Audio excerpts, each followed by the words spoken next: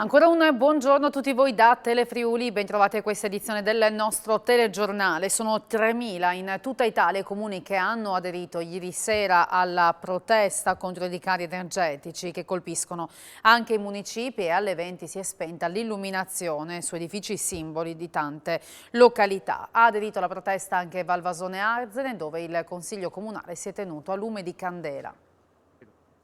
Atmosfera medievale ieri sera a Valvasone Arzene, non per una rievocazione storica, ma per una forma di protesta contro i rincari energetici che, oltre a famiglie ed imprese, interessano anche le amministrazioni comunali. Il municipio ha aderito all'iniziativa nazionale dell'ANCI, spegnendo l'illuminazione di alcuni monumenti simbolici del paese. Ma non è finita qui. Il Consiglio Comunale, ieri sera alle 20, si è riunito a lume di candela. Anche il Comune di Valvasone Arzene ha deciso di sottoscrivere questa manifestazione con lo spegnimento di monumenti come il castello a Valvasone, la fontana davanti all'ex municipio d'Arzene e ancora il monumento dedicato a Eribertoia a San Lorenzo. Qui si può far fronte solo con il taglio di spesa virtuosa, quella ad esempio delle politiche sociali, o con l'aumento della tassazione, e il nostro comune, a Valvasone Arzene, abbiamo già registrato un possibile aumento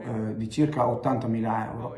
Allora abbiamo deciso di cogliere l'occasione che ieri sera c'era anche il Consiglio Comunale, e anche il Consiglio Comunale alle 20 si è fermato per accendere dei lumini e fare in modo di far notare ancora di più qual è la preoccupazione che abbiamo come amministratori. Abbiamo sentito dei segnali di ascolto da parte del Governo nazionale, così speriamo veramente che venga dato seguito. E ieri sera al buio anche il municipio di Lignano per sensibilizzare il governo sul caro bollette, una situazione che preoccupa il sindaco Luca Fanotto, per il quale l'intervento del governo è cruciale e deve essere tempestivo. La tutela delle famiglie e delle imprese è strettamente connessa, commenta il sindaco. Ci vuole un provvedimento che spazi via i timori che proprio ora che ci accingiamo ad allentare la tensione si sentono. I provvedimenti restrittivi dovuti alla pandemia potrebbero impattare sulla tenuta sociale ed economica, conclude Fanotto, con effetti negativi di lungo corso in termini di indebolimento della popolazione, delle imprese e delle grandi industrie italiane. In seguito a ispezioni che hanno interessato anche la provincia di Udine, i carabinieri dei reparti tutela agroalimentare di Torino, Parma, Roma, Salerno e Messina hanno sequestrato in tutta Italia oltre 10 tonnellate di carne suina lavorata di vario tipo per un valore commerciale di circa 135.000 euro. I militari, con l'operazione chiamata Barbecue 4, hanno eseguito i controlli di filiera nel settore zootecnico e dei marchi di qualità, ispezionando oltre 30 aziende di trasformazione e vendita di carne suine per verificare la corretta applicazione delle norme su etichettatura dei prodotti a tutela delle indicazioni geografiche e del consumatore. Con le ispezioni che sono state effettuate nelle scorse settimane in salumifici, prosciuttifici e macellerie di varie province d'Italia, tra queste anche quella di Udine, sono state riscontrate irregolarità concernenti la mancata indicazione obbligatoria in etichetta del luogo di provenienza delle carni suine trasformate in ottemperanza a quanto disposto dal decreto ministeriale del 6 agosto 2020 e la tracciabilità degli alimenti. I controlli hanno portato a contestare sanzioni amministrative per circa 38.000 euro e ad elevare diffide a sanare alcune irregolarità accertate.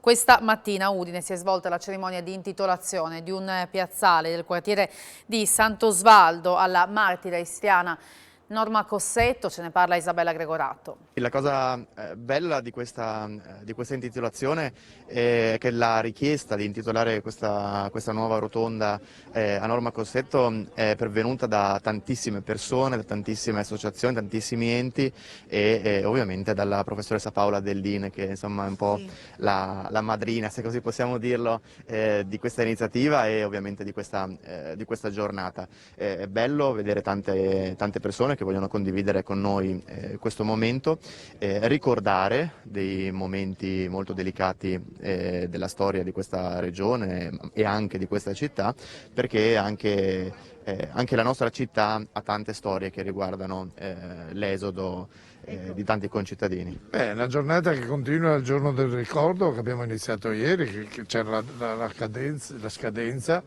Oggi siamo qui a intitolare questa rotonda a Norma Cossetto, una vittima dell'odio dei partigiani comunisti slavi, che ha fatto questi gravi delitti, commesso questi gravi delitti.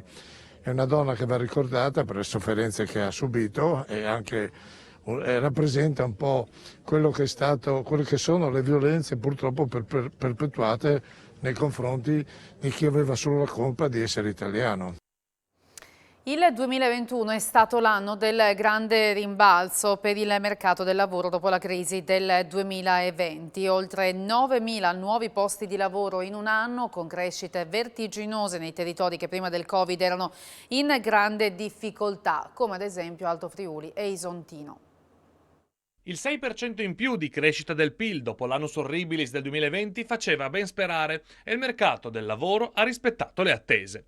In Friuli Venezia Giulia ha fatto segnare un netto segno positivo sui nuovi lavoratori, non solo rispetto all'anno precedente ma anche rispetto al 2019. 9.100 nuovi lavoratori, 2.710 in più rispetto all'ultimo anno pre-pandemico. È il delta positivo tra 240.748 assunzioni e 231.586 cessazioni tra licenziamenti, fine contratti e pensionamenti. A segnalarlo è l'Osservatorio regionale del mercato del lavoro, che sottolinea come ora ci siano più lavoratori rispetto a prima della pandemia. Esplose in particolare le assunzioni per gli under 29, 88.940, cresciute di 4.000 unità rispetto al 2019, e per gli over 55, oltre 30.000. Una crescita trainata però dal lavoro temporaneo. Delle 240.000 assunzioni, più di metà sono contratte a tempo determinato. E anche nelle cessazioni dei dati è emersa una novità, segno dei tempi: sono cresciute sensibilmente le dimissioni volontarie, passate da 44.000 ad oltre 53.000, cresciute del 17,8%. Quasi una cessazione su 4 in Friuli Venezia Giulia è dovuta a dimissioni. All'aumento delle assunzioni però è corrisposta una grande richiesta da parte delle aziende che hanno fame di lavoratori. L'unico settore in cui non sono aumentate è quello che più ha sofferto la crisi del Covid, quello della ristorazione e degli alberghi. A trainare la crescita è il settore delle costruzioni, più 10%, seguito dalla manifattura e dal terziario. 30 milioni di euro per progetti paralleli a quelli europei, il sì al disegno di legge arrivato dalla Quinta Commissione in Consiglio regionale. In questo momento strategico per il rilancio del Friuli Venezia Giulia, l'amministrazione regionale destinerà nel 2022 30 milioni di euro di risorse aggiuntive per supportare la programmazione POR-FESR.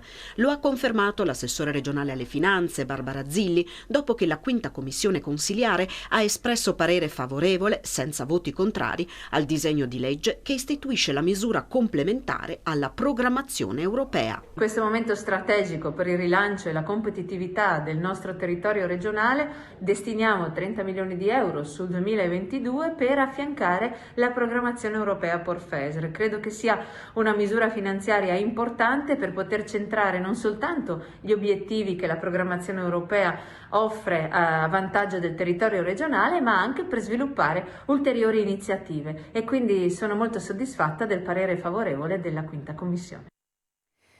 Allarme amianto nella destra tagliamento, sono infatti ancora numerosi gli edifici che presentano coperture in Eternit. Diversi edifici di Pordenone, ma in generale della destra tagliamento, presentano ancora coperture in amianto. Recentemente, attraverso sorvoli aerei e l'utilizzo di droni, la Regione ha individuato le aree più critiche dell'ex provincia. Interessati sono immobili di privati, ma anche quelli comunali, edifici vecchi, spesso abbandonati, come l'ex cotonificio veneziano di Pordenone, ma anche numerose caserme militari, in uso ma soprattutto in disuso, per i quali sarebbe necessario quanto prima provvedere alla rimozione dell'Eternit attraverso opere di bonifica, questo per esporre il meno possibile i cittadini ai rischi di respirare le fibre d'amianto. Il piano regionale con dei sorvoli, con i droni, ha individuato le zone critiche, e il Comune Agito sta facendo la verifica sia sui propri edifici che su quelli dei cittadini. Importante che i cittadini sappiano che dal 1° al 28 febbraio per tutti i privati possono avere un contributo per la rimozione. A Udine sarà interamente riqualificato il parco monumentale della Rimembranza. Il Parco della Rimembranza da tantissimi anni diciamo, merita un intervento di riqualificazione. Adesso è uscito un bando del PNRR, quindi noi vorremmo nei parchi storici poter intervenire e vorremmo fare un intervento di riqualificazione che comprende i sentieri, come vedete, che sono in ghiaia da tantissimo tempo, fare una specie di passaggio drenante con del materiale apposito che ci viene riconosciuto anche a livello europeo come un materiale che si confà proprio con queste tipologie di giardini storici vincolati, perché questi sono vincolati, e così sistemeremo sia l'accesso, sia il percorso, sia anche tutti gli alberi che sono attorno, che meritano anche di una certa, diciamo, sostituzione, qualcuno addirittura potenziamento, e anche una nuova, diciamo, un intervento che riqualifichi la sua storicità, l'importanza, e dia anche un senso a quello che sono i ricordi di un tempo, confermati anche dai tanti monumenti che sono qui presenti. E a Pordenone sono cominciati i lavori in via Dante, la principale strada di accesso al centro. I disagi non mancano. 45 giorni di passione. In Viale Dante, sul fronte del Parco Galvani, è stato allestito il cantiere per la realizzazione dei nuovi percorsi pedonali ciclabili. È stato quindi istituito il divieto di sosta con rimozione forzata lungo gli stalli fronte parco. I disagi, come era prevedibile, non mancano, con code negli orari di punta che arrivano sino a Borgomeduna. Tutta colpa del restringimento della carreggiata stradale, che di fatto ha reso Via Dante, una delle principali arterie di accesso alla città, ad una sola corsia di marcia. Come tutti i lavori creano ovviamente qualche disagio alla viabilità e a chi ovviamente si è visto togliere i parcheggi da quel lato, ma sono ovviamente lavori indispensabili per rigenerare il territorio e per offrire infrastrutture ovviamente soprattutto per pedoni e ciclisti, in modo tale da ridurre lo smog e migliorare la qualità dell'aria. Le Olimpiadi invernali di Pechino, con la 7,5 km di biathlon, e Lisa Vittozzi che si è piazzata al 36esimo posto, gara dove l'altra azzurra Dorotea Viter ha conquistato invece una splendida medaglia di bronzo. Perfetta al tiro in piedi, Lisa ha pagato invece i 4 errori nel poligono a terra e ha chiuso a 2,24 dalla norvegese Røiseland, dominatrice della gara, che ha staccato di 30 secondi la Öberg e di 37 Dorotea Viter. Domenica alle 10 appuntamento con la 10 km ad inseguimento. È tutto per questa edizione, vi ricordo tra poco l'appuntamento con A Voi la Linea. Grazie per aver seguito il nostro telegiornale, arrivederci.